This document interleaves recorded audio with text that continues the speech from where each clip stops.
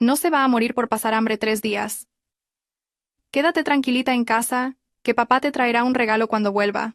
Esas fueron las últimas palabras que me dijo mi marido Mateo.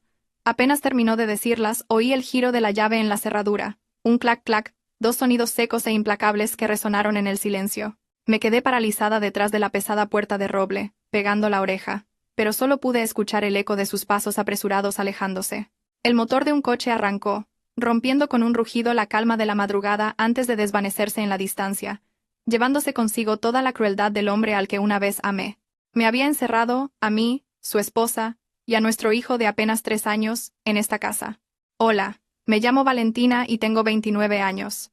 Y la historia que estoy a punto de contarles no es una pesadilla, sino la cruda y dolorosa realidad que me tocó vivir. Una realidad que, cuando salió a la luz, hizo que mi suegra, una mujer que yo siempre pensé que me miraba con desdén, viniera martillo en mano a derribar la puerta, gritando entre lágrimas: «Abre de una vez. A tu marido. A ese desgraciado. Le ha pasado algo».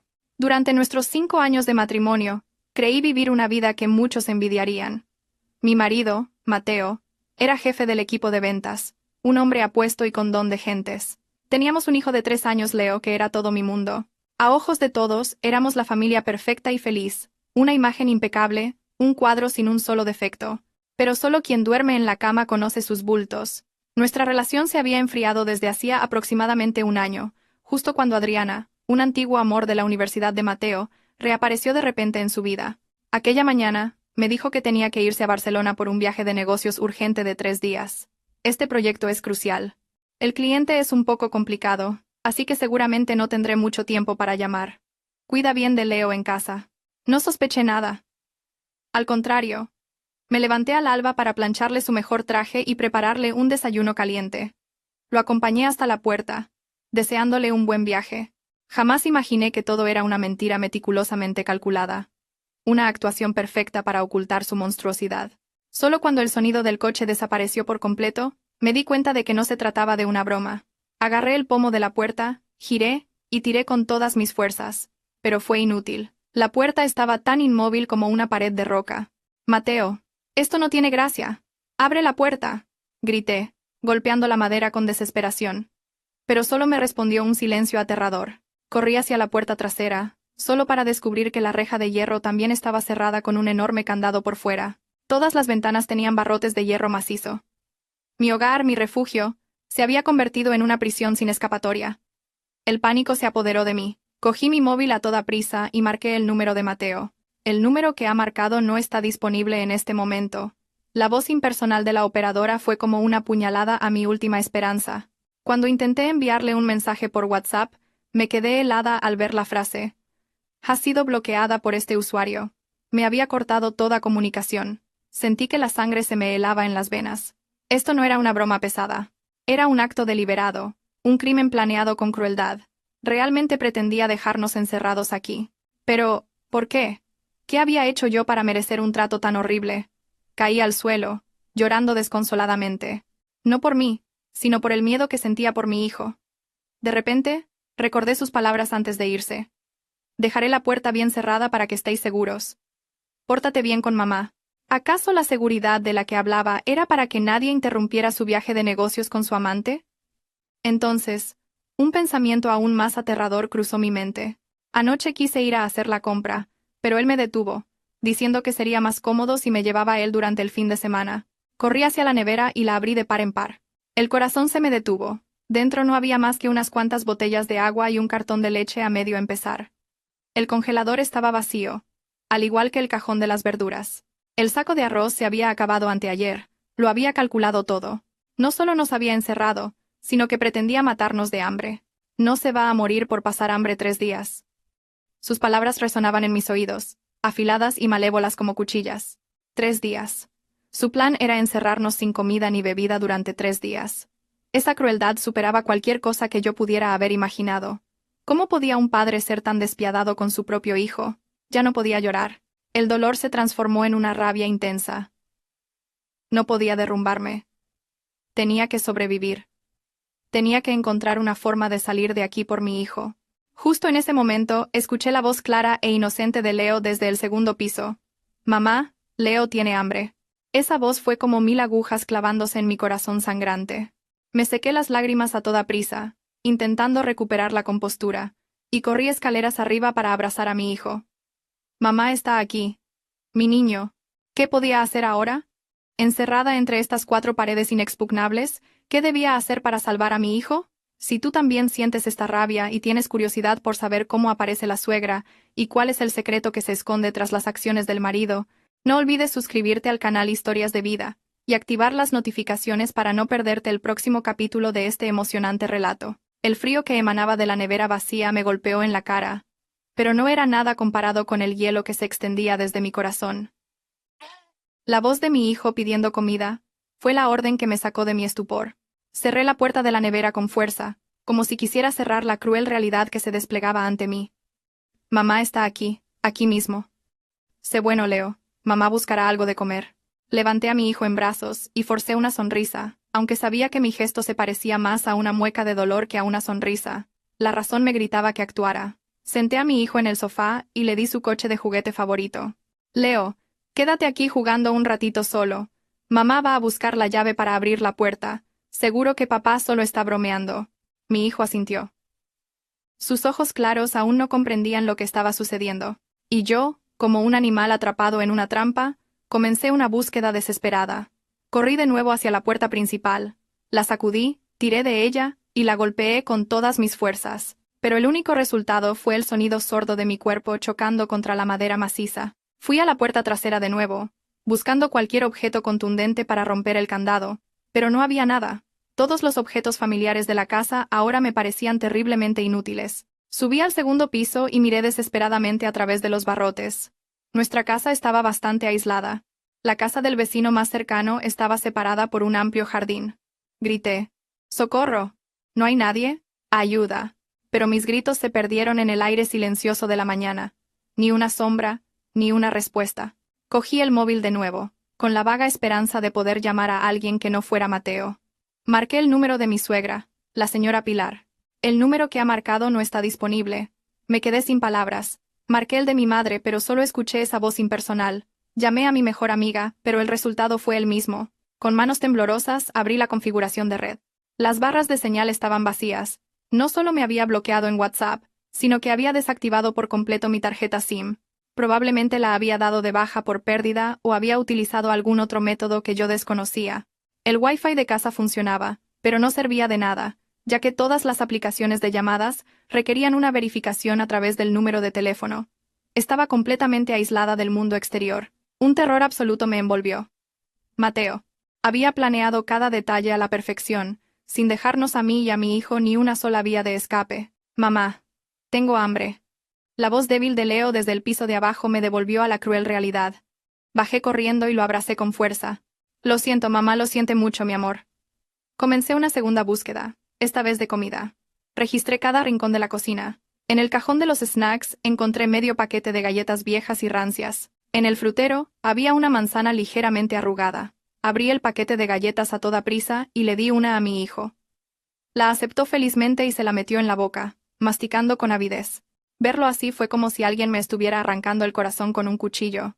Mi hijo, a quien siempre le había dado lo mejor, ahora tenía que comer una galleta rancia para no pasar hambre. Partí la manzana por la mitad, la pelé con cuidado, le di la mitad a mi hijo y guardé la otra mitad. No me atrevía a comer. Tenía que ahorrar. No sabía cuánto tiempo más duraría esta pesadilla. De la leche de la nevera, solo pude servirle un vaso pequeño. Bebe despacio, mi amor, le dije, conteniendo un dolor que me partía el alma. Intenté pensar si habría algo más comestible en la casa. Tenía gas, pero no ingredientes para cocinar. De repente, recordé el contenedor del arroz. Recordaba haber comprado un saco nuevo de 10 kilos anteayer. Al menos podría hacer un caldo de arroz para aguantar unos días. Un rayo de esperanza me iluminó. Me tambaleé hasta el rincón de la cocina donde estaba el moderno dispensador de arroz que Mateo me había regalado por nuestro aniversario. Con esto, mi mujer ya no tendrá que preocuparse por quedarse sin arroz, había dicho. Esas dulces palabras ahora regresaban como un dardo envenenado. Con manos temblorosas, abrí la tapa del dispensador, y ante lo que vi dentro apenas pude mantenerme en pie sin apoyarme en la pared. No había ni un solo grano de arroz. El contenedor no solo estaba vacío, sino que estaba impecablemente limpio, como si alguien lo hubiera limpiado a fondo hacía un momento. El saco de arroz nuevo que había comprado había desaparecido. Fue entonces cuando comprendí de verdad que no se trataba de un descuido. No era que casualmente nos hubiéramos quedado sin comida. Él lo había retirado todo intencionadamente. Había calculado dejarnos solo un poco de agua, un poco de leche y unas cuantas galletas. Lo justo para que no muriéramos de inmediato. Lo justo para que sufriéramos el tormento del hambre lenta y dolorosamente. Esa crueldad ya no era la de un marido. Era la obra de un demonio. El contenedor de arroz, vacío y fríamente limpio, apagó por completo la última y tenue esperanza que me quedaba. Me derrumbé en el frío suelo de la cocina. Apoyada en un armario, ya no sentía pánico, sino un vacío extremo. Mi cabeza daba vueltas, no por el hambre, sino porque una única pregunta no dejaba de taladrar mi mente. ¿Por qué? ¿Por qué Mateo podía hacernos esto? ¿Acaso 5 años de amor, de matrimonio, habían sido una farsa? En mi aturdimiento, fragmentos de recuerdos me asaltaron como en una película a cámara lenta. Recuerdo el día que conocí a Mateo. Fue una tarde lluviosa en Madrid. Estaba refugiándome bajo el toldo de una tienda, sin saber qué hacer, cuando apareció con un gran paraguas. ¿Quieres compartirlo?, me dijo. Su voz baja y cálida, y su sonrisa amable, derritieron la melancolía del día lluvioso. En aquel entonces, él era un joven de provincias que intentaba abrirse camino, y yo, una editora recién licenciada, y llena de sueños. Nos enamoramos rápidamente. Un amor puro y apasionado. Era atento, detallista, y siempre sabía cómo hacerme feliz. Decía que amaba mi dulzura, mi inteligencia y mi espíritu libre. Prometió protegerme toda la vida. Y yo le creí. Le creí incondicionalmente. Nos casamos después de 2 años de noviazgo, con la bendición de amigos y familiares. Los primeros años de matrimonio fueron un paraíso. Él ascendió rápidamente en su empresa, y se convirtió en jefe del equipo de ventas. Yo también tenía un trabajo estable y buenos ingresos. Compramos esta casa juntos, construimos nuestro hogar. Recuerdo vívidamente el día que nació Leo, cómo lo sostuvo en brazos con los ojos llenos de lágrimas de felicidad. Gracias, Valentina. Gracias por darme una familia tan perfecta. Grabé esas palabras en mi corazón, considerándolas una prueba de amor eterno. Pero las grietas en nuestra felicidad comenzaron a aparecer sin que yo me diera cuenta. Quizás fue hace un año, en una reunión de antiguos alumnos de la universidad. Ese día, Adriana, el antiguo amor de Mateo del que él decía haber perdido todo contacto, apareció de repente. Seguía tan hermosa como siempre, pero en su mirada hacia Mateo había algo de anhelo y provocación. Esa noche, Mateo bebió mucho. Al volver a casa, murmuró el nombre de Adriana en sueños.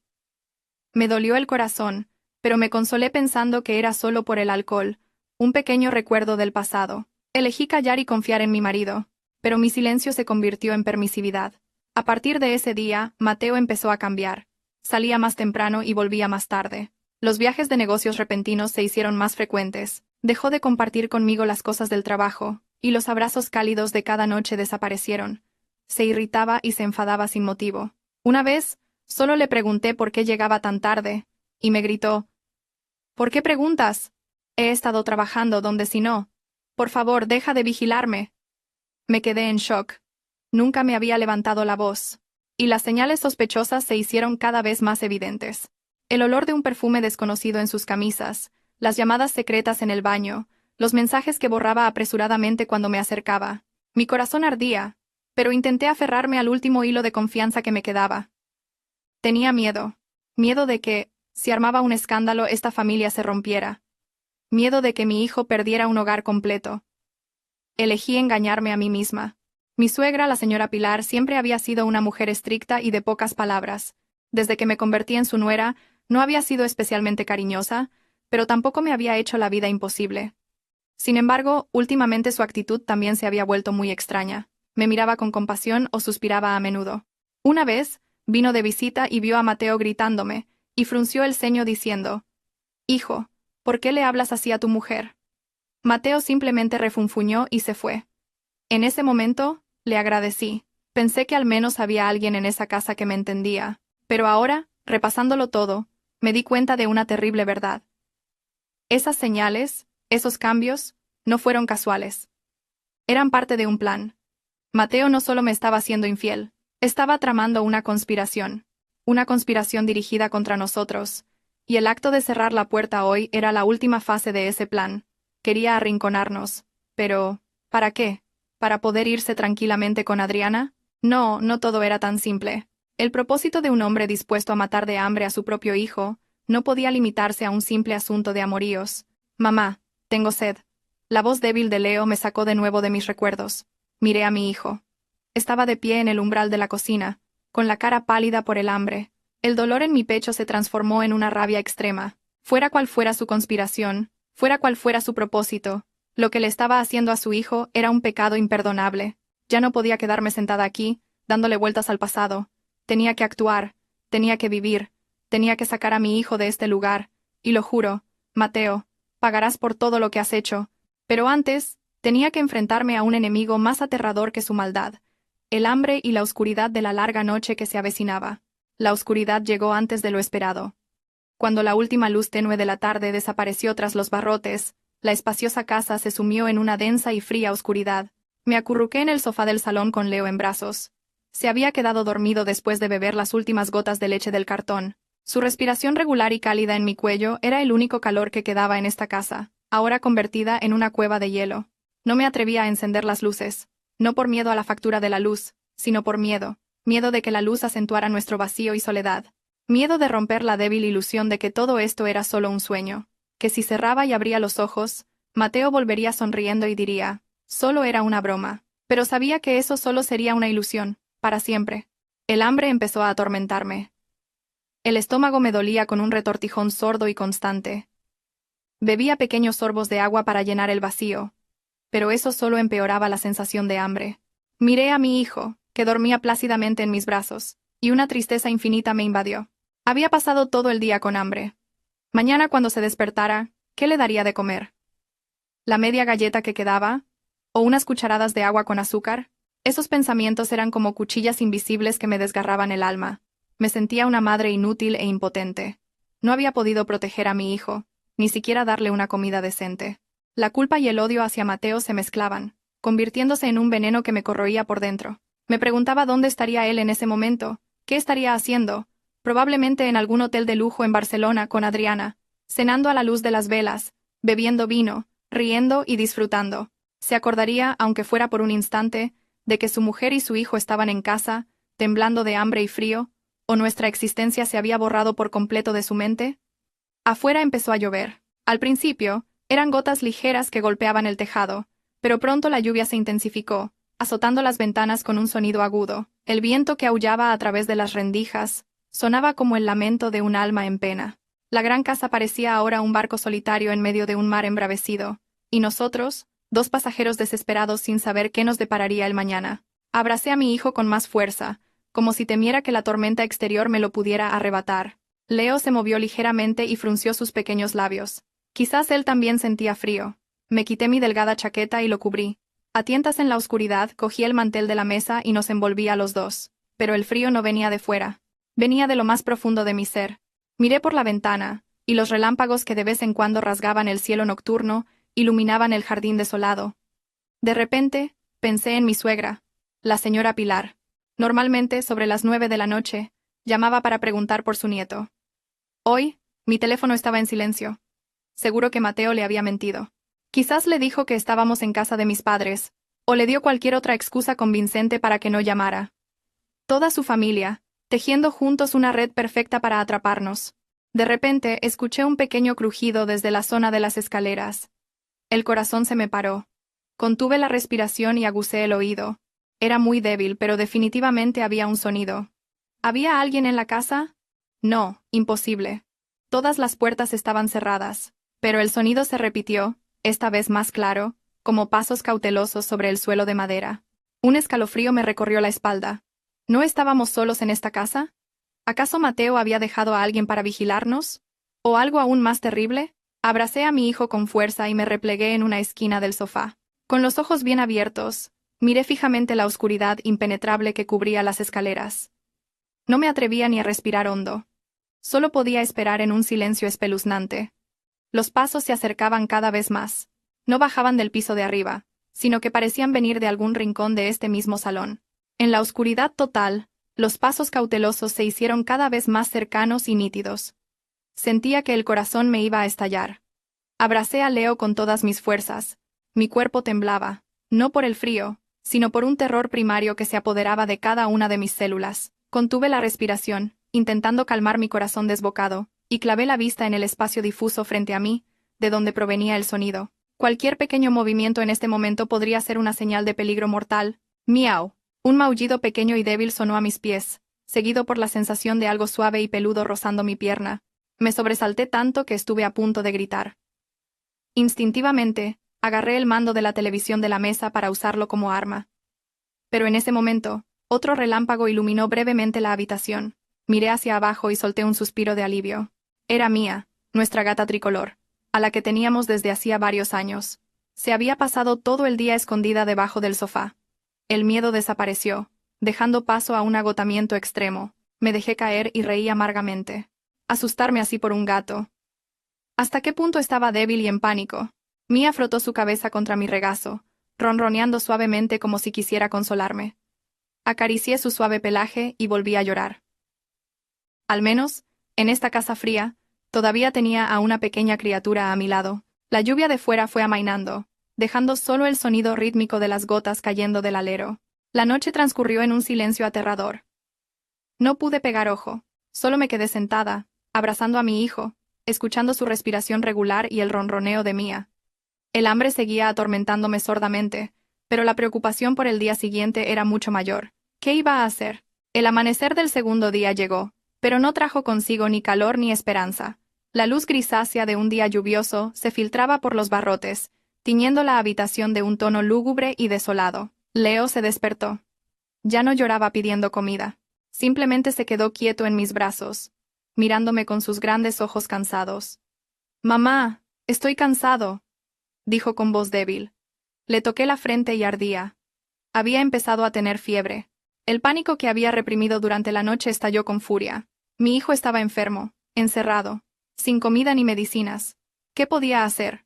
Corrí con él al baño, abrí el agua caliente y empecé a pasarle una toalla húmeda por el cuerpo para intentar bajarle la fiebre. Pero era solo un remedio temporal. Sabía que sin comida y sin medicinas no aguantaría.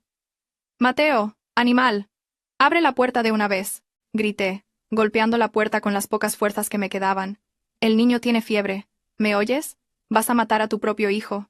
Golpeé la puerta hasta que mis manos se hincharon y me ardieron. Grité hasta quedarme ronca y que me doliera la garganta, pero la única respuesta seguía siendo un silencio sepulcral. Volví a registrar la casa de arriba a abajo, pero de nuevo, solo encontré desesperación. Vi el teléfono fijo en una esquina del salón, y se me ocurrió un atisbo de esperanza. ¿Sería posible? ¿Sería posible que solo hubiera cortado la SIM del móvil y se hubiera olvidado del fijo? Corrí, y descolgué el auricular. Tú. Un tono largo, irregular. No había línea. También había cortado la línea del teléfono fijo. Su preparación no podía ser más perfecta. Me derrumbé, abrazando a mi hijo febril. La impotencia casi me consumió. Lo había intentado todo, había gritado hasta quedarme sin voz, pero todo había sido en vano. Éramos como dos hormigas atrapadas en una caja sellada, esperando desesperadamente. Miré hacia afuera. La lluvia había cesado y había charcos en el suelo de baldosas. Unas cuantas hojas amarillentas habían caído y se pegaban entre sí. ¡Qué paisaje tan desolador! Tenía que hacer algo. No podía quedarme sentada esperando la muerte. Miré la ostentosa lámpara de araña de cristal que colgaba del techo, una que Mateo había instalado él mismo. «Esta lámpara iluminará nuestro hogar para siempre», había dicho. Ahora no era más que un adorno frío e indiferente que presenciaba nuestra tragedia. De repente, una idea descabellada cruzó mi mente. Miré los barrotes de la ventana. Eran de hierro macizo, muy resistentes. Pero, ¿y los tornillos que los fijaban a la pared? Quizás no fueran tan fuertes. Si encontraba algo lo suficientemente sólido para hacer palanca, tal vez, solo tal vez, podría arrancar uno de los barrotes. Pero, ¿qué podía usar? Los cuchillos de la cocina eran demasiado finos y se romperían, y las patas de las sillas eran demasiado gruesas. Mis ojos recorrieron la habitación y se detuvieron en un rincón detrás del mueble de la televisión. Allí, apoyado contra la pared, había un objeto cuya existencia casi había olvidado. Era un palo de golf, largo y sólido, del grosor de una muñeca. Se lo había regalado un antiguo cliente a Mateo. Nunca lo había usado, solo lo tenía de adorno, pero ahora, a mis ojos, ya no era un palo de golf. Era la esperanza, la única llave que podría abrirnos la puerta a la vida. El palo de golf de metal se sentía frío y pesado en mi mano. pero extrañamente me dio una sensación de seguridad. Coloqué a Leo, que yacía debilitado por la fiebre, cómodamente en el sofá, y lo cubrí con mi única chaqueta. Sé bueno, Leo. Espera a mamá un momento. Mamá va a abrir la ventana para que entre aire fresco, le susurré, dándole un beso ligero en su frente ardiente. Él solo asintió débilmente, sin fuerzas siquiera para levantar los párpados. Sabía que no tenía mucho tiempo. La fiebre de mi hijo empeoraba por momentos, y el hambre dentro de mí consumía poco a poco las fuerzas que me quedaban. Arrastré una silla hasta la ventana del salón, la que estaba más oculta de la calle. Respiré hondo, y encajé la cabeza del palo de golf en el hueco entre el barrote y la pared. ¡Clank! Un sonido seco de metal contra cemento resonó. El yeso alrededor del primer tornillo comenzó a desmoronarse. Funcionaba. Mi corazón latió con fuerza. Y un rayo de esperanza me iluminó. Agarré el palo con todas mis fuerzas, usándolo como palanca. Empujé, giré, golpeé. El sudor me corría a chorros, empapándome toda la espalda.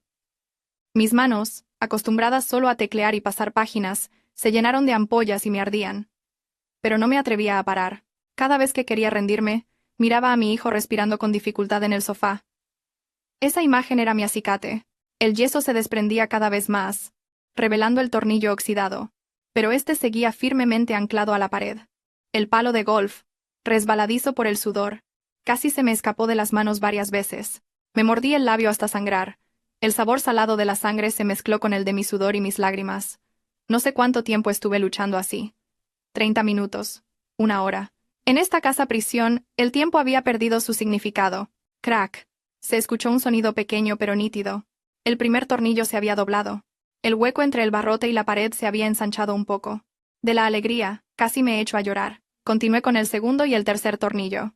A medida que avanzaba, le cogí el truco. En lugar de usar solo la fuerza bruta, busqué el punto de palanca exacto y usé todo el peso de mi cuerpo para generar la máxima fuerza. Después de casi 2 horas de lucha, finalmente, el primer barrote se aflojó. Lo doblé hacia un lado con las manos, creando un espacio lo suficientemente grande como para que un niño de 3 años pudiera pasar. Pero yo no podía salir. Miré hacia afuera. La altura desde la ventana hasta el suelo era de al menos 2 metros. Si dejaba caer a mi hijo, seguramente se haría daño. No podía permitirlo. Me senté en el suelo, jadeando. El hambre y el agotamiento me mareaban. Mi plan había sido un medio fracaso. Podía sacar a mi hijo, pero yo me quedaría atrapada. Dejar a mi hijo solo fuera en su estado era aún más peligroso. ¿Qué podía hacer? Miré desesperadamente a mi alrededor buscando una solución, y mis ojos se posaron en el cable enrollado de la aspiradora, en un rincón de la casa. Una idea aún más temeraria cruzó mi mente. Atar el cable al cuerpo de mi hijo, atar el otro extremo a un objeto pesado dentro de la casa, y bajarlo lentamente al suelo. Pero era demasiado arriesgado. La cuerda podría soltarse. Mi hijo podría golpearse contra la pared. No podía arriesgar la vida de mi hijo en una aventura así. Estaba a punto de derrumbarme. Todos mis esfuerzos parecían llevarme a otro callejón sin salida. Me tambaleé hacia el sofá y miré a mi hijo. Su cara estaba enrojecida, y su respiración era cada vez más agitada. «Mamá, agua», susurró en su delirio. «Agua». Cierto, al menos tenía que darle de beber. Corrí a la cocina y abrí el grifo. Un chorro de agua fresca salió. Llené un vaso, y corrí para llevárselo. Pero justo cuando volvía al salón, el chorro del grifo se fue haciendo más fino, hasta que se cortó por completo. Me quedé helada y volví a abrir el grifo. No salía ni una gota. Corrí al baño, abrí la ducha, el grifo del lavabo. Todos estaban secos. Había cortado el agua. Mateo, ese marido, ese padre, había cortado sin piedad nuestra última línea de vida. No nos había dejado ninguna salida. Quería que muriéramos en esta casa, lenta y dolorosamente. Esa terrible verdad fue el último martillazo que destrozó la poca cordura que me quedaba. No podía mantenerme en pie y me apoyé en la pared. Todo a mi alrededor empezó a oscurecerse. Ya no sentía el hambre ni el dolor de mis manos. Solo sentía un frío que me calaba hasta los huesos. Era el frío de la desesperación. Pero justo antes de desmayarme, un sonido extraño, un pequeño bip, llegó desde la puerta principal, de un lugar al que nunca había prestado atención. En el silencio espeluznante de esta casa sin vida, ese pequeño y solitario bip sonó como una señal de otro mundo. Me detuve e intenté concentrarme para averiguar de dónde venía. El sonido se repitió, corto y decidido. Provenía de debajo de la puerta principal, cerca de la cerradura. Arrastré mis pesados pies hasta allí, me agaché y miré de cerca. Era una pequeña caja de metal negra empotrada en la pared, justo al lado del marco de la puerta, con un punto LED rojo parpadeando. Había vivido aquí casi 5 años. Había pasado por esa puerta miles de veces, y nunca me había dado cuenta de su existencia. ¿Qué era esto? ¿Una alarma? ¿O algo más? Toqué la fría superficie de metal. Pulsé el punto rojo. Pero no pasó nada. En mi estado de confusión por el hambre y el agotamiento, mi mente se volvió extrañamente lúcida. Empecé a repasar los acontecimientos, las acciones aparentemente indiferentes de mi suegra. La señora Pilar, hasta ahora, la había considerado una mujer tradicional, estricta, que ni quería especialmente ni odiaba a su nuera. Mantenía una cierta distancia conmigo, y yo lo respetaba, pero desde hacía unos meses se había comportado de manera muy diferente. Recordé que, hace unos 2 meses, me llamó aparte para hablar.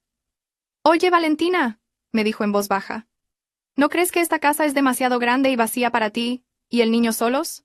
En ese momento, simplemente sonreí y le respondí que con Leo a mi lado todo el día, no me sentía sola, pero ahora que lo pienso, esa pregunta era extraña. Otra vez, vino de visita y me vio luchando por arreglar el sistema de cámaras de seguridad que se había estropeado. Se quedó de pie, mirándome durante un largo rato con una expresión pensativa, sin decir nada. «Déjalo estar, hija», dijo. «Esos aparatos electrónicos son complicados. Deja que lo mire Mateo cuando vuelva». Pero al día siguiente, me llamó para preguntarme si había arreglado las cámaras, y luego me recomendó a un conocido, un técnico muy meticuloso y discreto.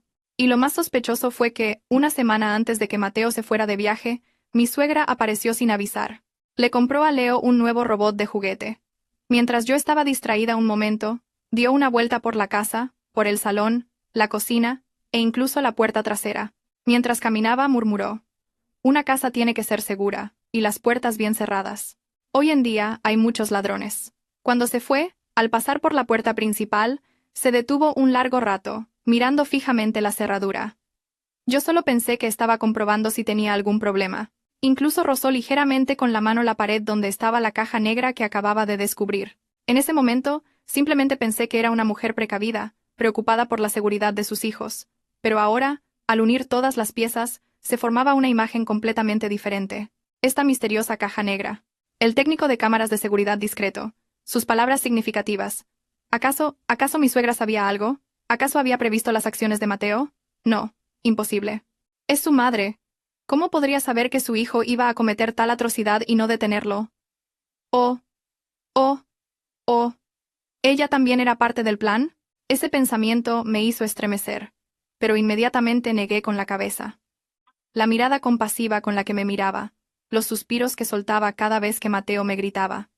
Esa no era la mirada de una cómplice. Era la mirada de una madre, de una abuela que guardaba un secreto inconfesable. Entonces, ¿qué era esta caja negra? ¿Y por qué estaba instalada de forma tan secreta? Volví a mirar el punto rojo que parpadeaba rítmicamente. Era como un ojo que observaba y registraba en silencio toda la tragedia que se desarrollaba en esta casa. Un mareo me obligó a apoyarme en la pared. El hambre y la fiebre de mi hijo estaban acabando con las últimas fuerzas que me quedaban. No podía seguir especulando. Tenía que hacer algo. Miré a mi hijo, inconsciente en el sofá. Ya no tenía elección. Volví a la ventana y cogí el palo de golf. Esta vez, no lo usé para forzar los barrotes. Lo estrellé con todas mis fuerzas contra el cristal. Crash. Un sonido ensordecedor de rotura resonó. Los trozos de cristal volaron por todas partes, pero no me importó. Tenía que hacer ruido. Un ruido lo suficientemente fuerte como para llamar la atención de alguien, de quien fuera. Seguí golpeando el marco de la ventana y los barrotes con el palo de golf. El sonido metálico de los golpes resonó en el tranquilo vecindario. Golpeaba y gritaba: «¡Socorro! ¡Ayuda! ¡No hay nadie! ¡Sálvennos!». No sabía si alguien me oiría. Solo sabía que este era mi último esfuerzo. Si fallaba esta vez, realmente no aguantaríamos más. Golpeé hasta que el palo de golf casi se dobló y la sangre brotó de mis manos. Y justo cuando estaba a punto de caer exhausta, escuché un sonido a lo lejos. No era el viento ni la lluvia. Era el sonido de una sirena, cada vez más cerca. Pero, ¿de quién era el coche? ¿Una ambulancia? ¿La policía? ¿O alguien que ni siquiera podía imaginar? La sirena se acercaba, cada vez más urgente. Fue como una inyección de adrenalina que me sacó del borde del abismo. Me agarré al marco roto de la ventana y a duras penas me levanté. Con la vista borrosa por el agotamiento, miré hacia la puerta principal. Un familiar taxi amarillo frenó en seco y la puerta se abrió. Pero quien bajó no era ni un policía ni un paramédico. Su figura, qué familiar era. Era mi suegra, la señora Pilar. Mi corazón se paró por un instante. ¿Qué hacía aquí a estas horas? ¿No le había mentido Mateo diciendo que estábamos en casa de mis padres? Estaba sola y parecía muy agitada. Pero lo que más me sorprendió fue lo que llevaba en la mano. No era su bolso de siempre ni una cesta de fruta. Era un enorme martillo de hierro, de los que se usan en la construcción. Brillaba bajo la tenue luz del sol. ¿Qué iba a hacer? No entendía nada. La vi correr hacia la verja y mirar hacia adentro. «¡Valentina! Leo! No hay nadie dentro», gritó, su voz desprovista de su habitual severidad y llena de pánico. Intenté responder, pero estaba tan ronca que solo pude emitir un sonido débil. Ella no me oyó y empezó a golpear violentamente la cerradura de la verja con el martillo. ¡Bum! ¡Bum! El impacto ensordecedor sacudió el espacio. Golpeaba como una loca, con una fuerza increíble para una mujer de 60 años. ¿De dónde sacaba esa fuerza? ¿De la rabia? ¿O de un miedo aún mayor? Después de varios martillazos, la cerradura de la verja se rompió. Tiró el martillo al suelo y entró como una tromba. No corrió hacia la puerta principal, sino directamente hacia la ventana rota donde yo estaba. Al ver mi pelo revuelto, mi ropa desordenada y mis manos ensangrentadas, se detuvo en seco. Sus ojos se abrieron, llenos de horror y compasión. «Dios mío, Valentina, ¿cómo has acabado así?» Luego miró dentro de la casa y vio a Leo, inconsciente en el sofá por la fiebre. Ya no dijo nada más. Retrocedió unos pasos, recogió de nuevo el martillo y se dirigió a la puerta principal. Esta vez, no apuntó a la cerradura, sino a las bisagras. ¡Bum! Una explosión ensordecedora y la puerta de roble tembló violentamente. «Mateo, ¿estás dentro? Abre la puerta de una vez, desgraciado», gritó. Su grito desgarró el silencio, lleno de la rabia y la desesperación de una madre. «Si no abres, voy a derribar esta casa». «Bum! Bum», siguió golpeando, como si descargara toda su ira contenida. Yo me quedé dentro, atónita, sin poder creer lo que veían mis ojos. Mi suegra, a la que había considerado una cómplice, parte de la conspiración, estaba ahora derribando la puerta del infierno con sus propias manos para salvarnos. ¿Por qué? ¿Qué había pasado? Después de una docena de martillazos, una de las bisagras cedió y la puerta se entreabrió. Ella tiró el martillo a un lado y se lanzó contra la puerta con todo su cuerpo. La pesada puerta de madera finalmente no pudo resistir y se abrió de par en par, golpeando con fuerza la pared.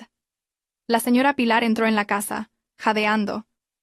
Su frente estaba empapada en sudor. Sin mirarme, corrió directamente hacia Leo. Abrazó a su nieto y le tocó la frente con mano temblorosa. «Está ardiendo». «Maldito sea. Es peor que un animal».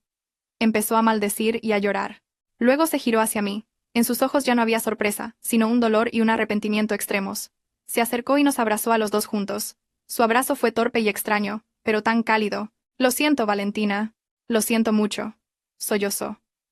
Yo, todavía en shock, tartamudeé. «Señora». «¿Cómo?». Me soltó y se secó las lágrimas a toda prisa. Su mirada se volvió afilada. Miró alrededor de la casa y dijo con voz entrecortada pero firme: «Él no está aquí. Realmente se ha ido». Se giró hacia mí y me agarró por los hombros. Me miró fijamente con los ojos inyectados en sangre y dijo: «Valentina, escúchame bien. Tenemos que ir al hospital ya. A tu marido, a ese desgraciado, a Mateo. Le ha pasado algo». Sus últimas palabras fueron como un trueno. ¿Que le había pasado algo? ¿No estaba disfrutando con su amante? ¿Qué había ocurrido en los últimos 2 días y por qué mi suegra lo sabía todo? «Le ha pasado algo». Esas palabras resonaban en mi cabeza, causando una confusión mayor que el propio dolor del hambre. Miré a mi suegra, buscando una explicación en sus ojos aún llorosos, pero no me dio tiempo a pensar. «Rápido, primero tenemos que ir al hospital», dijo con firmeza. Su voz no admitía vacilaciones. Cogió a Leo, delirante por la fiebre, con una familiaridad sorprendente, y me tomó de la mano para llevarme al taxi que esperaba fuera. De camino al hospital, la señora Pilar no paraba de hacer llamadas. Su voz era urgente, dando órdenes tajantes a alguien al otro lado de la línea. «Hola, ¿es el detective Miguel?» «Soy yo, Pilar. He encontrado a mi nuera y a mi nieto. Estaban encerrados en casa, el niño tiene fiebre alta. Mande a alguien al hospital pediátrico ahora mismo, por favor. Y el rastreador del coche de Mateo. Sigue en Barcelona, ¿verdad?» «¿Barcelona? ¿Barcelona?» Me quedé helada. Todo se volvía cada vez más confuso. Al llegar al hospital, mi suegra se encargó de todo el papeleo rápidamente. Leo fue llevado directamente a urgencias. Solo cuando vi a mi pequeño hijo atendido por médicos y enfermeras, sentí un ligero alivio. Me dejé caer en una silla de la fría sala de espera. Fue entonces cuando sentí el dolor en todo mi cuerpo y la falta de fuerzas. El hambre y el agotamiento me golpearon de repente, y estuve a punto de desmayarme. Mi suegra corrió a comprar un cartón de leche caliente y un bollo. «Come, hija, come y recupera fuerzas», me dijo, entregándomelos. Su voz ya no era severa, sino llena de preocupación. Cogí el bollo, pero no podía tragarlo. Las lágrimas empezaron a correr de nuevo. «Señora, ¿qué ha pasado exactamente? ¿Cómo sabía que estábamos encerrados?» «¿Y Mateo?». La señora Pilar se sentó a mi lado y soltó un largo y pesado suspiro. Mirando al vacío comenzó a contar una historia que me hizo darme cuenta de que nunca había entendido realmente a mi suegra. Llevaba mucho tiempo sospechando de ese hijo mío, Mateo. Valentina, comenzó con una voz baja y triste. Desde el día que esa chica, Adriana, reapareció. Soy su madre. ¿Cómo no iba a conocer su carácter mujeriego y fácil de influenciar? Pero no tenía pruebas, así que solo podía observar en silencio. Me contó que se había dado cuenta de los cambios de Mateo, las llegadas tardías, las llamadas secretas. Intentó hablar con su hijo, pero él la ignoró, acusándola de ser paranoica. Sabía que si armaba un escándalo sin pruebas, los únicos que saldríais heridos seríais tú y Leo. No quería que la familia se rompiera. Y continuó. Hace unos 2 meses, decidí hacer algo que nunca pensé que haría. Le pedí a mi primo, Miguel, un policía retirado, que lo vigilara. El detective Miguel fue quien instaló la misteriosa caja negra en la puerta de mi casa. No era una alarma, sino un pequeño dispositivo de seguimiento y grabación. También colocó en secreto un rastreador GPS en el coche de Mateo. No quería invadir vuestra privacidad, pero no tenía otra opción. Tenía que saber qué estaba haciendo ese desgraciado a tus espaldas, dijo con amargura. Y lo que el detective Miguel descubrió fue mucho peor de lo que ella había imaginado. El seguimiento reveló que Mateo no solo se veía con Adriana, sino que se había metido en el juego. Adriana no era la mujer frágil y desamparada que aparentaba ser. Era una estafadora profesional, una viuda negra que seducía a hombres adinerados para llevarlos al juego y luego desplumarlos. La mañana que Mateo dijo que se iba de viaje de negocios, la voz de mi suegra tembló. Miguel me informó que la señal de su coche no se dirigía al aeropuerto, sino a Barcelona. Y yo sabía que en Barcelona había un casino muy grande. Pero, ¿por qué no se encerró?, pregunté, todavía con voz temblorosa.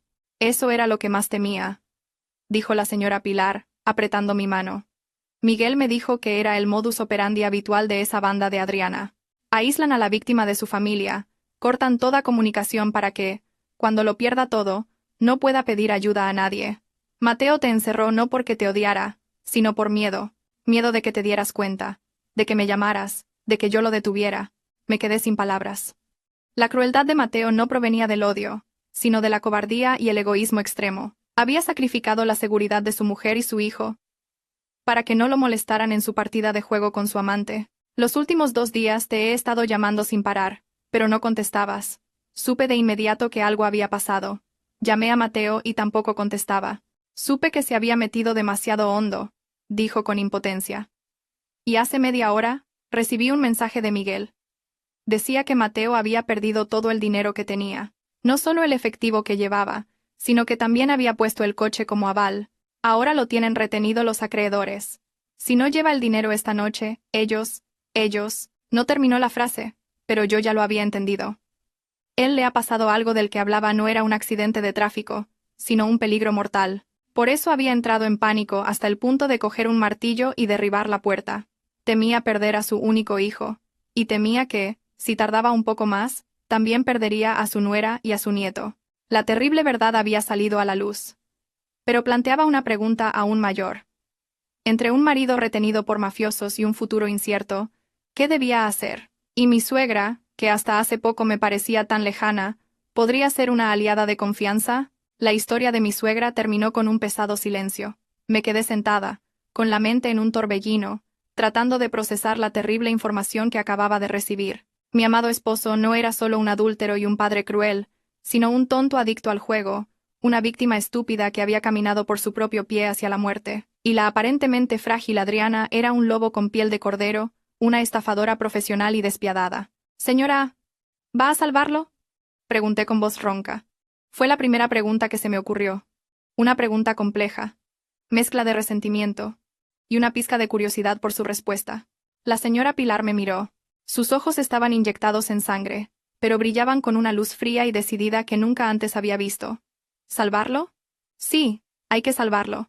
Pero no ahora, y no de la manera que él espera. Me apretó la mano con más fuerza. Antes de salvarlo, tiene que darse cuenta de lo estúpido que ha sido y del crimen que ha cometido contra ti y contra Leo. Justo en ese momento, un hombre alto y de aspecto rudo se acercó rápidamente a nosotros. Señora Pilar, soy yo, dijo en voz baja. ¿Cómo está el niño? Ah, detective Miguel. Mi suegra se levantó. Su voz era mucho más tranquila. Gracias por venir. El niño está recibiendo atención de urgencia. Siéntese. Luego se giró hacia mí y nos presentó. Valentina, este es el detective Miguel del que te hablé. Todavía confundida, asentí con la cabeza a modo de saludo. El detective Miguel no se sentó de inmediato. Abrió su maletín de cuero y sacó una delgada carpeta y una tableta, colocándolas sobre la mesa. Esto es lo que he recopilado en las últimas 48 horas, dijo con voz muy profesional. Creo que sería mejor que la señora Valentina lo viera primero. Me entregó la tableta.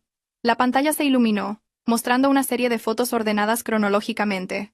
La primera era de Mateo y Adriana entrando de la mano en un lujoso resort de Barcelona. La segunda, riendo alegremente en un restaurante junto a la playa.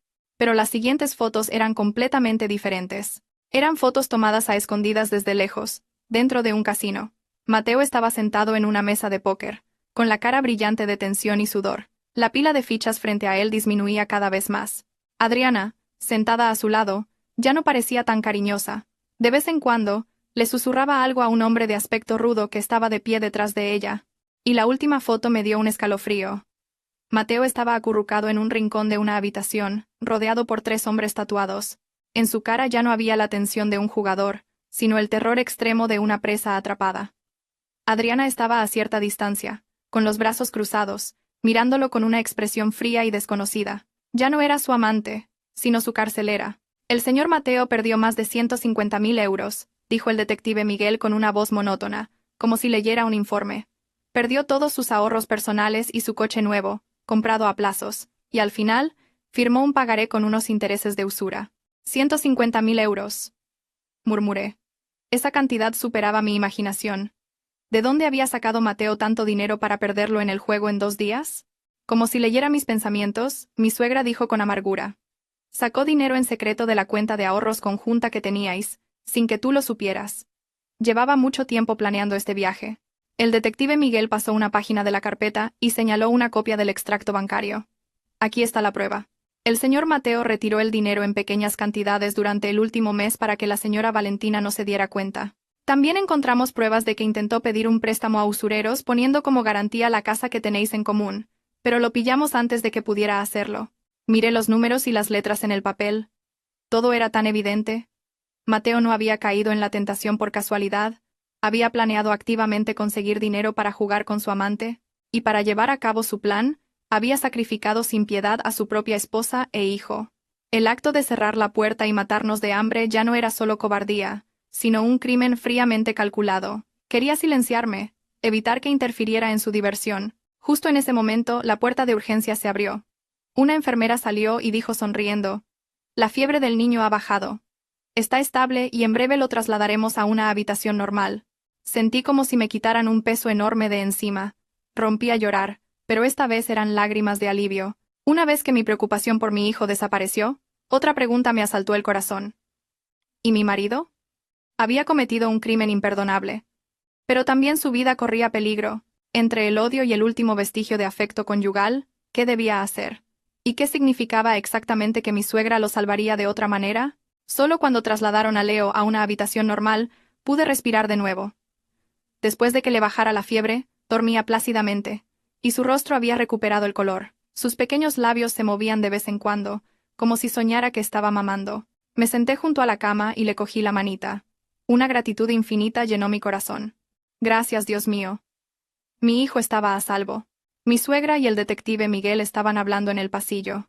Podía oír su voz débilmente. Ya no era una voz de pánico, sino una voz firme y decidida. Estaba discutiendo algo con el detective Miguel, un plan que yo aún no conocía. Poco después, volvió a la habitación, con el rostro completamente sereno. Acercó una silla y se sentó a mi lado. En la habitación solo se oía el tic-tac regular del gotero. Un silencio extrañamente tranquilo. Mi suegra y yo, dos mujeres que antes apenas habíamos cruzado más de 10 minutos de conversación, ahora estábamos sentadas una al lado de la otra con el mismo sentimiento. Pero este silencio ya no era de distancia, sino de espera. Ambas sabíamos que necesitábamos una conversación sincera. Finalmente, ella fue la primera en hablar. Valentina, sé lo confundida que estás ahora, y cuánto odias a ese hijo mío. No tengo derecho a pedirte que lo perdones. Ni siquiera yo puedo perdonarlo ahora mismo. Me miró. Sus ojos estaban llenos de cansancio y arrepentimiento. Pero te necesito. Necesito que me ayudes. Levanté la cabeza, sorprendida. ¿Que me necesitaba a mí? Yo, su nuera, con la que siempre había mantenido las distancias, ahora necesitaba su ayuda. ¿Qué puedo hacer, señora? Ayúdame a darle una lección a Mateo. Su voz no era una súplica, sino una propuesta, una invitación a una alianza. Es mi hijo, mi sangre. No puedo dejar que muera a manos de unos mafiosos. Pero tampoco puedo permitir que piense que todos sus pecados serán perdonados si llora y súplica. Tiene que pagar un precio, Valentina. Un precio muy alto por su estupidez, su egoísmo y su crueldad. Me quedé en silencio. Su propuesta era tan inesperada. Pensé que de alguna manera conseguiría el dinero y traería a su hijo de vuelta. Pero no. Quería darle una lección. Comprendiendo mi vacilación, continuó con una voz clara y lógica. He hablado con el detective Miguel. No vamos a denunciarlo a la policía de inmediato. Si lo hacemos no sabemos qué le harán a Mateo. Pero tampoco les vamos a dar el dinero sin más. Eso solo empeoraría sus hábitos, y no resolvería el problema de raíz, que son Adriana y su banda. Me contó el plan que acababa de trazar con el detective Miguel. Él tenía contactos en el AMPA. Encontraría la manera de contactar con el jefe que retenía a Mateo.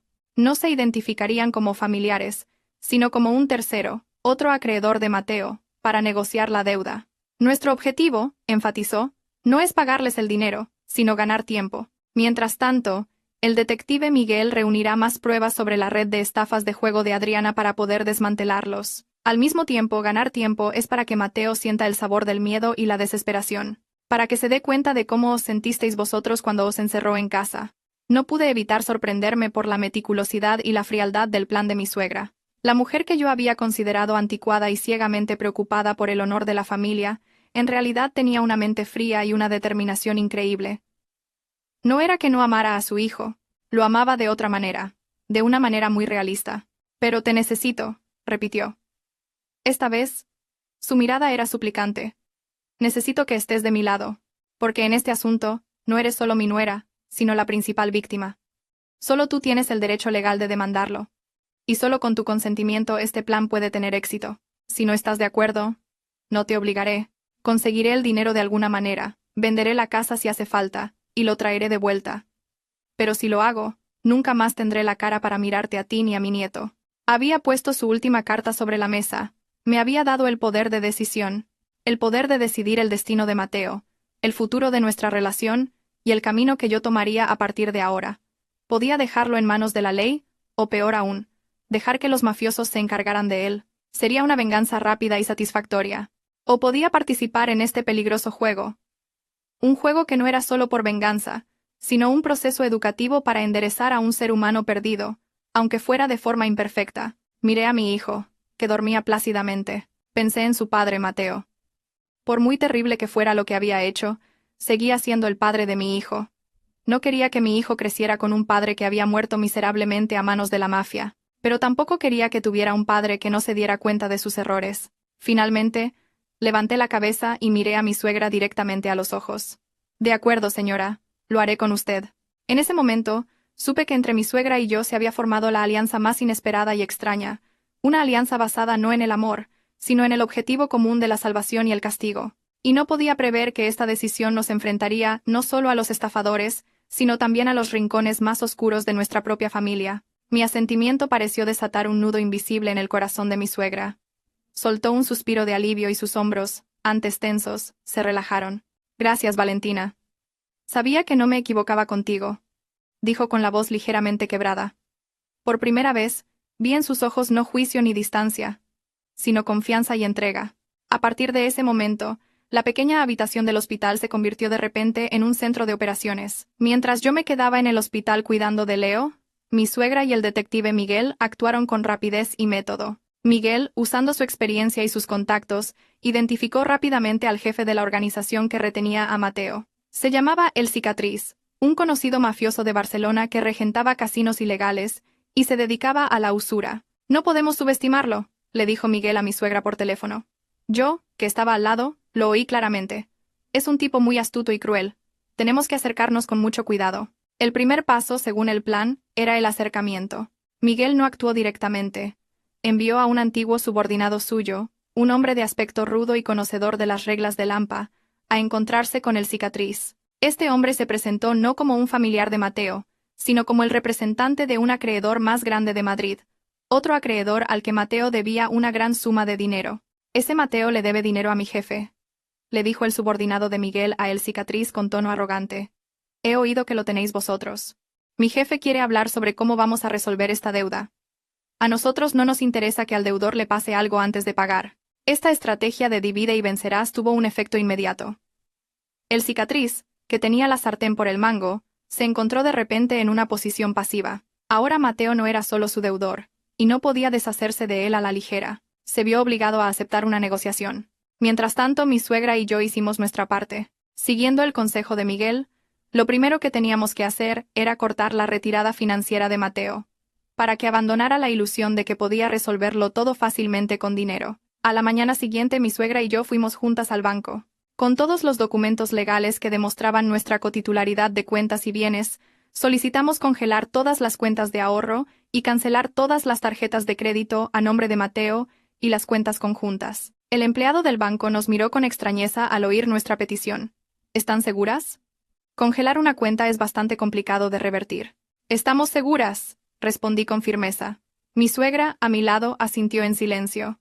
Al salir del banco, me invadió una extraña sensación. Acababa de actuar junto a mi suegra contra mi marido, su hijo, pero no sentí satisfacción, solo una fría determinación. Era algo que había que hacer. El siguiente paso era aún más importante. Teníamos que consultar a un abogado. Miguel nos recomendó un abogado especializado en casos civiles y penales. Sentada en el lujoso despacho, conté toda mi historia, desde el encierro y el hambre hasta las pruebas de la infidelidad y el juego de Mateo. Mi suegra, a mi lado, añadió la información que Miguel había investigado. El abogado, un hombre de mediana edad llamado señor Garcés, escuchó atentamente. Pasó cada una de las fotos, leyó los extractos bancarios. Cuando terminé, se ajustó las gafas y nos miró seriamente. Señoras, este caso es muy complejo. Civilmente, la señora Valentina puede solicitar el divorcio y una división de bienes favorable, ya que el señor Mateo ha violado gravemente el Código Civil en lo referente al matrimonio y la familia. Pero penalmente, sus actos de detención ilegal y daño psicológico también son punibles. Hizo una pausa y añadió. Y lo que es más importante, con las pruebas que tienen sobre la red de estafas de Adriana, pueden colaborar con la policía para desmantelarla. Pero esto puede ser muy peligroso. ¿Lo han pensado bien? Lo hemos pensado muy bien, respondió mi suegra. Su voz no vaciló ni un ápice. No solo queremos que se haga justicia para mi nuera, sino que queremos que esos villanos sean juzgados para que no puedan hacer daño a más gente. La miré con admiración. No solo pensaba en su hijo, sino en la sociedad en general. De acuerdo. Asintió el señor Garcés. Entonces empezaré a preparar la documentación. Primero necesitamos una declaración del propio señor Mateo. Pero, ¿cómo conseguir la declaración de alguien que está secuestrado? Ese era el mayor problema. Y la respuesta llegó con una llamada inesperada de los mismos enemigos que pretendíamos desenmascarar. Pero quien llamó no fue Adriana, sino una voz desconocida que decía ser un subordinado de El Cicatriz, y nos hizo una petición que nadie esperaba. La llamada llegó una tarde, cuando, después de un largo día en el hospital, acababa de dormir a Leo. El número era desconocido. Tuve un mal presentimiento. Miré a mi suegra, que leía un libro en un rincón de la habitación. Ella también levantó la vista, con una mirada expectante. Respiré hondo, pulsé el botón de llamada, y activé el altavoz. Hola. Al otro lado no estaba la voz de Mateo, ni la de un mafioso. Era la voz de Adriana. La misma voz clara, débil y temblorosa, que había oído en las antiguas grabaciones de Mateo. ¿Es la señora Valentina? Me quedé helada. Mi suegra también dejó el libro y entrecerró los ojos hacia el teléfono. Sí, soy yo. ¿Qué quieres? Intenté mantener la voz lo más fría posible. Hubo un silencio de unos segundos, y luego escuché sus sollozos. Señora. Por favor. Salve a Mateo. Por favor. Me reí. ¿Tú lo llevas a la muerte y ahora me pides a mí que lo salve? ¿A quién intentas engañar? No es así, señora. A mí también me engañaron, gritó Adriana. Esa gente no está de mi lado. A mí solo me utilizaron. Si no tienen los 150.000 euros esta noche, le van a cortar un dedo a Mateo. Tengo mucho miedo. Yo no tengo dinero. No tenía más remedio que llamarla. Por favor, por el bien de Mateo, por el bien de su hijo, sálvelo. Sus palabras eran entrecortadas, llenas de pánico y sonaban muy reales. Pero yo ya no era la mujer ingenua y confiada de antes. Miré a mi suegra. Y ella negó con la cabeza en silencio, indicándome que no la creyera a la ligera. Entonces, ¿por qué no llamas a la policía? Le pregunté. No puedo, sollozó Adriana. Me han amenazado con matarme a mí también. Señora, usted es la única que puede salvar a Mateo. Usted es rica, tiene dinero. 150.000 euros no son nada para usted. Por favor. Se lo ruego de rodillas. Al oír la palabra rica, sentí náuseas. Incluso en este momento, a sus ojos, yo no era más que una fuente de dinero. No tengo dinero, respondí con una voz gélida. Mi marido se gastó todo mi dinero jugando contigo. ¿Lo has olvidado? No, no es así, tartamudeó Adriana. Mi respuesta la había pillado por sorpresa. Justo en ese momento, escuché la voz de un hombre al otro lado de la línea. ¿Con quién hablas? Dame el teléfono. Y luego, otra voz, una voz ronca y desesperada. Era la voz de Mateo. Valentina. Valentina, soy yo. Por favor, sálvame. Lo he hecho mal. Muy mal. Sálvame. Esa gente va a... Sus palabras se cortaron con un golpe sordo, seguido de un gemido de dolor. Instintivamente, mi corazón dio un vuelco. Por mucho que lo odiara, no podía permanecer completamente indiferente al oír cómo lo golpeaban. ¿Hola? ¿Hola? Mateo. ¿Estás bien? Grité. La voz del hombre de antes volvió a sonar, esta vez amenazante. Tú eres la mujer, ¿verdad? Escucha bien. Tu marido nos debe 150.000 euros. Si en una hora no ingresas el dinero en esta cuenta, no te quejes. Tiene unos dedos bonitos, sería una pena no conservarlos. Me dictó un número de cuenta y añadió, 1 hora. Recuérdalo. Tú, colgó. La habitación quedó en un silencio sepulcral. Miré a mi suegra. Su rostro estaba pálido, y sus manos apretadas con tanta fuerza que se le marcaban las venas. Tenía miedo por su hijo. Lo sabía. Pero en sus ojos no había un pánico ciego. Me miró a mí. Su mirada parecía preguntar, ¿y ahora qué? Toda la llamada, desde la voz de Adriana hasta los gritos de Mateo y la amenaza del mafioso, se había grabado en mi teléfono. Esta era la declaración que el abogado Garcés necesitaba, pero también era la sentencia de muerte de Mateo. Señora, dije con voz temblorosa. ¿Qué hacemos ahora? La señora Pilar no respondió de inmediato. Se levantó y caminó por la habitación. Su rostro reflejaba un conflicto evidente. Por un lado, la vida de su único hijo. Por otro, el plan que habían trazado y la justicia que querían recuperar. Si les dábamos el dinero, Mateo estaría a salvo, pero nunca aprendería la lección, y la banda de Adriana se saldría con la suya. Si no hacíamos nada, la vida de Mateo. El teléfono de mi suegra sonó con una notificación de mensaje. Lo abrió y me lo enseñó. Era un mensaje del detective Miguel. Todo está listo. La policía ha rodeado el resort, solo esperamos la orden para entrar. La decisión final es de usted y de la señora Valentina. Quedaba menos de 1 hora. La decisión estaba ahora en nuestras manos. En las de mi suegra y en las mías. Una decisión que podría cambiar el destino de muchas personas. Y de repente me di cuenta de que esta era, quizás, la prueba más grande que la vida me había puesto. El mensaje del detective Miguel fue la orden final que llevó la balanza del destino a su punto álgido. 1 hora, 60 minutos demasiado cortos para decidir sobre la vida de una persona y determinar el final de un juego manchado de sangre y lágrimas. Miré a mi suegra, y ella me miró a mí. En sus ojos profundos se reflejaba todo el conflicto. Supe que no esperaba un consejo, sino mi consentimiento. Seguiré su decisión, dije con una voz extrañamente tranquila. Al fin y al cabo, es su hijo. La señora Pilar negó con la cabeza, lenta y cansadamente. No, Valentina. Es mi hijo. Pero es tu marido y el padre de mi nieto. La que más ha sufrido eres tú. Tienes derecho a decidir. Sea cual sea el camino que elijas, no te culparé. Me había pasado la cruel y pesada carga del veredicto. Cerré los ojos. El grito desesperado de Mateo al otro lado del teléfono volvió a resonar en mi mente. Lo odiaba. Pero ¿Realmente deseaba su muerte? ¿Quería que mi hijo creciera sin siquiera tener la oportunidad de conocer a su padre? Pero inmediatamente, la imagen de mi hijo postrado y febril, la puerta firmemente cerrada, y las crueles palabras, «No se va a morir por pasar hambre 3 días» aparecieron con claridad. Mi vacilación desapareció.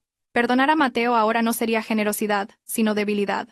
Sería un insulto al sufrimiento que habíamos pasado, y lo que es más importante, permitiría que gente como Adriana siguiera haciendo daño a otros. Abrí los ojos y miré fijamente a mi suegra.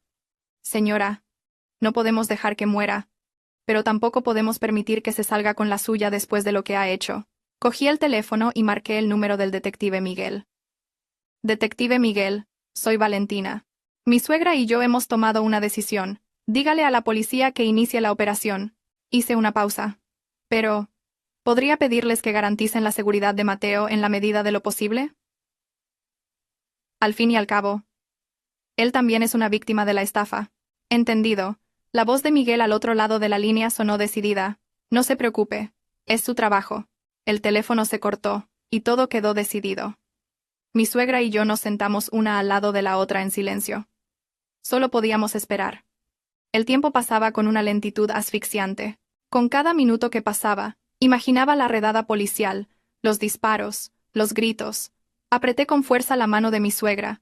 Estaba helada y temblaba, por muy fuerte que aparentara ser. Era una madre preocupada por su hijo. Pasaron unos 30 minutos cuando sonó el teléfono de mi suegra. Era Miguel. Contestó apresuradamente. ¿Qué ha pasado? ¿Qué ha pasado?, preguntó con urgencia. Contuve la respiración y escuché. Se acabó, señora. La voz de Miguel sonaba algo cansada, pero llena de alivio. Los hemos pillado a todos. El cicatriz, Adriana, y sus secuaces. La policía entró justo cuando estaban golpeando al señor Mateo para grabar un vídeo de extorsión. Por suerte, llegaron a tiempo. ¿Y Mateo?, preguntó mi suegra con voz temblorosa. Está a salvo. Aparte de algunos moratones. Está bien. Ahora está detenido para ser interrogado. Usted y la señora Valentina también deben prepararse. Mañana tendrán que colaborar en la investigación. Clac. El teléfono se le cayó de la mano a mi suegra, y fue a parar al suelo de baldosas. Se desplomó en la silla, se cubrió la cara con las manos, y rompió a llorar. Esta vez no eran lágrimas de arrepentimiento o conflicto, sino de liberación. Sollozó como una niña. Lloró por las noches en vela, por la preocupación y el miedo, y por su hijo pecador, que al menos ahora estaba a salvo en manos de la ley. Me acerqué, le rodeé los hombros, y le di unas palmaditas suaves. No dije nada. En ese momento cualquier consuelo era inútil. Nosotras, 2 mujeres, habíamos superado juntas una tormenta. Una tormenta que nos había arrebatado a un marido y a un hijo, pero que había barrido los muros y los malentendidos que nos separaban, acercándonos más que nunca. Al día siguiente, cuando mi suegra y yo llegamos a la comisaría, volvimos a ver a Mateo. Estaba sentado en la sala de interrogatorios, con la cara demacrada, la ropa desaliñada y las marcas de las cuerdas aún visibles en sus muñecas. Al vernos, bajó la cabeza y no se atrevió a mirarnos. Su antigua confianza y atractivo habían desaparecido, dejando solo la miseria de un perdedor. El inspector nos mostró las grabaciones de las cámaras de seguridad del resort. En ellas se veía cómo golpeaban y amenazaban a Mateo, y cómo su amante, por la que lo había apostado todo, Adriana, se quedaba de brazos cruzados, incluso sonriendo cruelmente. Miré a Mateo, y luego a la grabación. Ya no sentía odio, solo una compasión infinita. Había pagado un precio demasiado alto por su amor ciego. El caso, con pruebas irrefutables, se procesó rápidamente. Las grabaciones, los extractos bancarios, las declaraciones de los implicados, la red de estafas de Adriana y el cicatriz, fue completamente desmantelada. Fueron acusados de estafa, organización de juegos de azar, detención ilegal, y otros cargos. Y Mateo, él tampoco pudo eludir su responsabilidad. Aunque fue reconocido como víctima en el caso de la detención, sus actos de encerrar a su mujer e hijo, su participación en el juego y la malversación de bienes comunes, fueron suficientes para ser condenado. En el banquillo admitió su culpabilidad en voz baja. Se giró hacia mí, mirándome con ojos llenos de un arrepentimiento tardío. Yo aparté la mirada en silencio. Todo había terminado. El precio de la traición no fue solo unos años de cárcel, sino la ruptura total de una familia, y la pérdida de una confianza que nunca podría recuperarse. Y cuando la puerta del tribunal se cerró, supe que un viejo capítulo de mi vida había terminado oficialmente. 6 meses después del juicio, mi vida comenzó a entrar en una nueva órbita. una órbita extrañamente tranquila. El chalet de las afueras, que una vez fue nuestra prisión, fue vendido. Con parte del dinero, compré un apartamento más pequeño, acogedor y lleno de sol cerca del centro de la ciudad. No era tan espacioso como antes, pero me daba una sensación de seguridad y de ser verdaderamente dueña de mi espacio. El divorcio de Mateo también se tramitó rápidamente. Fue condenado a 2 años de prisión con suspensión de la pena por detención ilegal. El hecho de que también fuera una víctima, y que hubiera confesado su culpabilidad fue un atenuante. No apelé ni exigí ninguna compensación adicional. Para mí la libertad y la tranquilidad de mi hijo eran lo más valioso. Mi suegra, la señora Pilar, parecía otra persona después de todo lo sucedido. Ya no era la mujer estricta y distante de antes. La tormenta le había arrebatado un hijo, pero de una manera inesperada, le había devuelto una nuera y un nieto. No vivía conmigo. Dijo que necesitaba tiempo para reflexionar. Volvió a su antigua casa en el pueblo, donde se dedicaba a cultivar hortalizas y criar gallinas. Pero casi todos los fines de semana, cogía el autobús para venir a ver a su nieto. Cada vez que venía, traía las manos llenas de cosas del campo. Verduras recién cogidas, huevos de corral y pescado de río que, según ella, era bueno para Leo. No hablábamos mucho del pasado. Las heridas habían cicatrizado, pero si se tocaban, todavía dolían. Hablábamos de cosas cotidianas, de cómo le iba a Leo en la guardería, de mi nuevo trabajo. Dejé mi antigua empresa y, con el capital que me quedaba, abrí una librería infantil. Era mi sueño desde hacía mucho tiempo. Un lugar donde podía trabajar y estar cerca de mi hijo. La relación entre mi suegra y yo ya no era una obligación de estatus, sino un extraño vínculo forjado con los fragmentos del dolor. Ya no me ordenaba ni me juzgaba, sino que me trataba con consejos suaves y una atención silenciosa. A veces, se quedaba sentada durante horas, simplemente observándonos jugar a Leo y a mí. En sus ojos ya no había cálculo sino serenidad y, quizás, remordimiento. Una tarde, mientras la acompañaba a la parada del autobús, se giró de repente y me cogió la mano. «Valentina», dijo con cierta vacilación. «Sí, si más adelante, cuando Mateo salga de la cárcel, ¿podrías perdonarlo?» Me quedé en silencio durante un largo rato. La ira y el odio de antes se habían desvanecido con el tiempo, dejando solo una vaga tristeza. «Señora», respondí lentamente, «perdonar o no, ya no es importante. Solo espero que, después de todo lo que ha pasado, aprenda a ser una buena persona, una persona que se responsabilice de sus actos. Volver a estar juntos, es imposible». Ella asintió sin decir nada y subió al autobús en silencio. Me quedé de pie, mirando cómo se alejaba el autobús. Me sentí mucho más ligera. El hecho de que pudiera dar esa respuesta con tanta calma significaba que realmente había superado el pasado. En cuanto a Mateo, de vez en cuando me enviaba cartas desde la cárcel. En ellas ya no había mentiras ni súplicas, sino una caligrafía torpe que describía su vida de recluso y sus largas noches de reflexión. Escribió que solo después de perder la libertad, había entendido realmente el valor de la palabra familia. Se disculpó conmigo, con nuestro hijo y con su madre. Leía las cartas y, sin responder, las guardaba en silencio en una caja. Quizás esa también era una lección que tenía que aprender por sí mismo. Mi vida transcurría así, tranquilamente. Mi pequeña librería tenía cada vez más clientes. Leo crecía sano, inteligente y muy apegado a su madre. No preguntaba por su padre. Quizás en su pequeño mundo el amor de su madre y su abuela era suficiente. Un día, Leo trajo un dibujo de la guardería. En él había 3 personas cogidas de la mano bajo el sol. Una mujer de pelo largo, un niño pequeño y una abuela de pelo blanco. «Esta es mamá, este es Leo, y esta es la abuela», dijo mi hijo con voz clara, señalando a cada uno. «Esta es nuestra familia».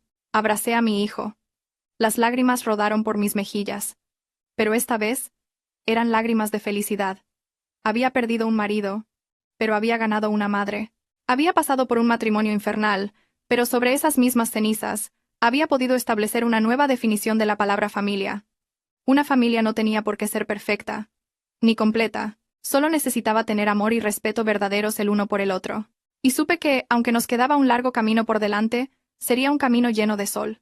El tiempo era una medicina misteriosa, podía desdibujar las heridas, pero a veces también despertaba de repente el dolor que creías dormido. Mi pequeña librería, la estantería de Leo, se había convertido en el refugio más tranquilo para mi hijo y para mí. El olor a papel nuevo, el suave aroma a café y el sonido de las páginas al pasar, habían sustituido por completo los gritos desesperados y los martillazos sordos de hacía 2 años. Aprendí a sonreír a los clientes, a disfrutar de cada aliento de libertad, pero una tarde, cuando el sol ya se había puesto tras el hilo de enfrente de la tienda, la sombra de una persona apareció, y congeló por un instante mi mano, que ordenaba libros. El hombre estaba en el umbral, y su delgada sombra se alargaba sobre el suelo de madera. Vestía ropa sencilla, llevaba una bolsa vieja, y su rostro estaba curtido por la intemperie y la vida en prisión. Era Mateo. Había sido puesto en libertad anticipada por buena conducta. Lo miré. No hubo gritos ni pánico como en la pesadilla de antaño. Solo una sensación extrañamente tranquila. Este hombre de pie frente a mí. Una vez fue mi cielo, el marido al que serví con todo mi corazón, y al mismo tiempo el demonio que nos abandonó al borde de la muerte y cerró la puerta. Ahora parecía tan pequeño y miserable. Valentina, he vuelto. La voz de Mateo era ronca, llena de vacilación y miedo. No se atrevía a entrar, solo se quedó allí, como un extraño que mira un mundo del que ha perdido la llave. Dejé el libro que tenía en la mano en la estantería, y caminé lentamente hacia él. La distancia entre nosotros era de solo unos pocos pasos, pero parecía tan lejana como los dos extremos de dos océanos. «Has vuelto», respondí. Mi voz era tan tranquila que me sorprendí a mí misma. No había resentimiento ni alegría. Solo el saludo a un viejo conocido de otra vida. Justo en ese momento, Leo salió corriendo de la pequeña sala de lectura con un avión de papel en la mano. «Mamá, mira esto». Se detuvo al ver al extraño en la puerta. Leo ya tenía 5 años. Era un niño inteligente y sensible. Miró a Mateo con una mezcla de curiosidad y cautela. Mateo miró a su hijo. Sus ojos se enrojecieron y sus hombros temblaron. Se arrodilló y extendió sus manos ásperas hacia su hijo. «Leo». «Soy papá, hijo. Papá ha venido a ver a nuestro Leo». Pero Leo no corrió hacia él. Dio un paso atrás y se escondió detrás de mi falda, agarrando mi mano con fuerza. «Mamá, ¿quién es? ¿Por qué llora este señor?». La palabra señor de la boca de su hijo fue como la última puñalada al orgullo y al arrepentimiento de Mateo. Se cubrió la cara con las manos, y en medio de la librería, empezó a llorar como un niño. En su llanto, pude oír todo el arrepentimiento tardío, la pérdida y el dolor que había soportado en los últimos 2 años. Pero mi corazón no vaciló. Al verlo, recordé la imagen de mi hijo pequeño, débil y febril, y el sonido seco de la puerta cerrándose 2 veces. Esos recuerdos, a pesar de mis esfuerzos por enterrarlos, se habían convertido en parte de mi instinto de protección. Mi suegra, la señora Pilar, llegó en ese momento de hacer la compra. Al ver a su hijo arrodillado en la puerta, se le cayeron las bolsas. No corrió a abrazarlo. Simplemente se quedó de pie en silencio, mirando a Mateo y luego a mí. El conflicto de una madre era evidente en su rostro. Finalmente, se acercó y le puso una mano en el hombro a Mateo. Su voz era baja y triste, pero firme. «Levántate, Mateo. Vámonos a casa. Este ya no es tu lugar». Mateo levantó la cabeza, miró a su madre y luego a mí con una mirada suplicante. «Valentina, por favor, dame una oportunidad, para poder pagar mi deuda con vosotros, solo una vez». Respiré hondo, inhalando el fragante olor a madera de la librería para calmarme. «Mateo», dije lentamente, «las oportunidades no se piden, se crean. Tú elegiste cerrar la puerta de nuestra familia, y yo elegí abrir una nueva puerta para mí. No podemos volver atrás. Vive el resto de tu vida de tal manera que cuando Leo crezca, pueda llamarte papá sin avergonzarse del pasado». Al terminar de decir eso, cogí la mano de Leo y entré sin mirar atrás. Oí a mi suegra ayudar a Mateo a levantarse y marcharse. Sus pasos se alejaron por la calle. Esa noche, me quedé sentada sola en la librería, entre las estanterías abiertas. Pensé en el perdón. El perdón no era permitir que esa persona volviera y destruyera de nuevo la paz que tanto me había costado construir. El perdón era liberarme a mí misma para no seguir atada a las cadenas del pasado. Todo parecía haber terminado pacíficamente. Pero la vida siempre tiene giros inesperados. A la mañana siguiente, justo cuando abría la librería, apareció una mujer de aspecto desaliñado, con el pelo revuelto y una mirada profunda y enloquecida.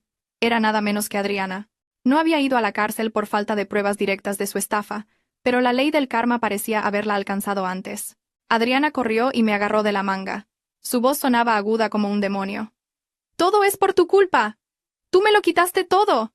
Dicen que ese Mateo ha salido de la cárcel. ¿Dónde está? Tiene que darme dinero. Me están buscando. Me van a matar». La aparición de Adriana trajo consigo un aura siniestra, recordándome todo lo más repugnante de mi antiguo matrimonio. Estaba en pánico, acorralada por sus antiguos compañeros. Al verla, sentí más un asco profundo que miedo, pero antes de que pudiera reaccionar, una mano fuerte la apartó de mí. Una sombra alta se interpuso entre nosotras, y una voz digna y protectora resonó. Me sorprendí al darme cuenta de quién era. La mano que había empujado a Adriana era la de Mateo. Estaba de pie, protegiéndome, como debería haber hecho años atrás. Pero a diferencia de su antigua apariencia elegante y sofisticada, ahora Mateo mostraba las huellas de la adversidad, junto con una nueva firmeza. Miró a Adriana. En sus ojos ya no había compasión ni engaño, solo frialdad y un profundo desprecio. Adriana, deja de hacer locuras, gruñó Mateo. Cada palabra llevaba el peso de los años de sufrimiento en la cárcel. Todo lo que te debía, lo he pagado con mi honor, mi familia y mis años de libertad. Ya no soy tu presa. Lárgate de aquí antes de que llame a la policía y te denuncie por amenazas y alteración del orden público. Adriana miró a Mateo, luego a mí, y se echó a reír como una loca. ¿La policía? ¿Me amenazas? Tú también eres un criminal, Mateo. ¿Qué derecho tienes? ¿Creéis que podéis ser felices sobre mis ruinas? Nunca. Intentó abalanzarse de nuevo, pero la mirada firme de Mateo y la atención de los vecinos que empezaban a reunirse la hicieron retroceder. Con un crujir de dientes y una maldición, desapareció entre la multitud. Su figura era patética, como un fantasma a plena luz del día. Cuando la conmoción pasó, un silencio asfixiante se instaló frente a la librería. Mateo se giró hacia mí. Sus ojos estaban llenos de arrepentimiento y preocupación. ¿Estás bien, Valentina?, preguntó, manteniendo una distancia respetuosa, sin atreverse a tocarme. Solté un largo suspiro. Mi corazón se fue calmando. Estoy bien. Gracias. Respondí brevemente. Por primera vez en años, vi a Mateo actuar no por egoísmo, sino con verdadera hombría, pero como dije, el perdón y la reconciliación eran caminos completamente diferentes. Mi suegra salió corriendo de casa en ese momento. Al verme sana y salva soltó un suspiro de alivio. Miró a Mateo, luego a mí, y dijo en voz baja: Valentina, parece que Mateo ha madurado un poco. Estaba en casa, oyó el alboroto y vino corriendo. Siento mucho este escándalo. Le sonreí suavemente. Señora, no se disculpe. No es culpa suya. Me giré hacia Mateo por última vez, antes de cerrar por completo la puerta de mi corazón. Mateo, con tu acción de ahora parte del odio que sentía por ti ha desaparecido. Lo admito, pero nuestra familia murió la noche que cerraste la puerta. Ahora solo tenemos vidas separadas. Ve a casa y cuida bien de tu madre. Ella es la única persona que te ha amado incondicionalmente. Mateo inclinó la cabeza, muy profundamente, como si quisiera expiar todo lo que había hecho. Sin decir nada, se dio la vuelta en silencio y siguió a su madre. Viendo las espaldas de madre e hijo desaparecer por la esquina, sentí una extraña ligereza. Todas las deudas y lazos entre nosotros habían terminado de verdad en ese momento. Meses después, la vida de Leo y la mía recuperaron una tranquilidad perfecta. La librería prosperó, convirtiéndose en el lugar favorito de muchos padres y niños. Mi suegra seguía viniendo a ver a su nieto cada semana, pero ahora era de verdad nuestra madre y abuela. Me ayudaba a cuidar de Leo, y comíamos juntas comida casera y caliente. Mateo enviaba regalos a Leo de vez en cuando, pequeños detalles con mensajes sinceros. Permití que mi hijo los recibiera, y a veces, bajo nuestra supervisión, padre e hijo se veían. Quería que mi hijo supiera que tenía un padre que, aunque una vez se equivocó, se esforzaba por ser mejor. Que aprendiera una lección de crecimiento y responsabilidad, en lugar de vivir en la oscuridad del engaño. Un atardecer, sentada en el balcón del apartamento, con Leo dormido en mi regazo y mi suegra tejiendo un jersey para su nieto enfrente, la luz dorada del sol envolvía cálidamente el pequeño espacio. Me di cuenta de que una familia no es necesariamente un marido y una mujer bajo el mismo techo. Una familia es donde hay comprensión y perdón, donde hay personas dispuestas a superar juntas la tormenta para encontrar el sol. Una vez estuve encerrada en la crueldad, hambrienta en la desesperación, pero el martillo de mi suegra y mi propia fortaleza rompieron esa puerta del infierno. Mi vida resurgió de verdad de las cenizas. Ya no temo a la oscuridad, ni a las puertas cerradas, porque sé que la llave de mi felicidad siempre la he tenido yo.